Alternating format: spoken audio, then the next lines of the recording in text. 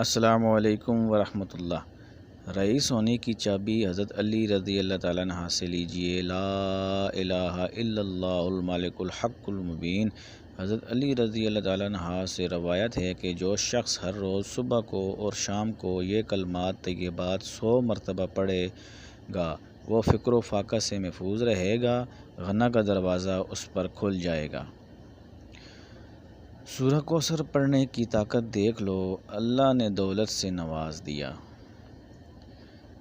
ناظرین، کرنا آپ نے یہ ہے کہ روزانہ صبح سورج نکلنے سے لے کر شام سورج غروب ہونے سے پہلے سورہ کوثر کی آپ نے تلاوت کرنی ہے 214 مرتبہ، اور اول و آخر ایک مرتبہ درود شریف بھی پڑھ لیں۔ 3 دفعہ 5 دفعہ بھی پڑھ سکتے ہیں۔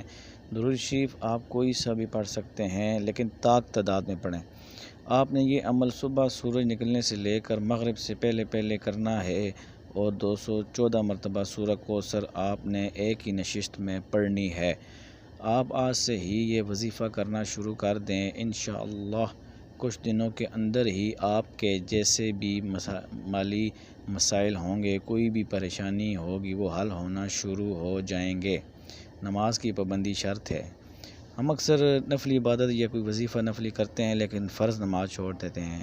یہ یاد رکھے، فرض نماز چھوڑ کر نفلی عبادت یا نفلی وظیفہ قبول نہیں ہوتا۔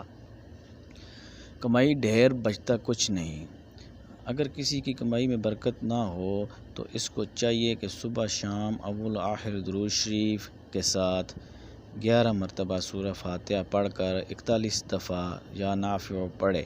انشاءاللہ اس کی کمائی میں برکت ہوگی۔ تو ناظرین، ایک بات یاد رکھیں، فرض نماز نہیں چھوڑنی، اس میں فرض نماز ضروری ہے۔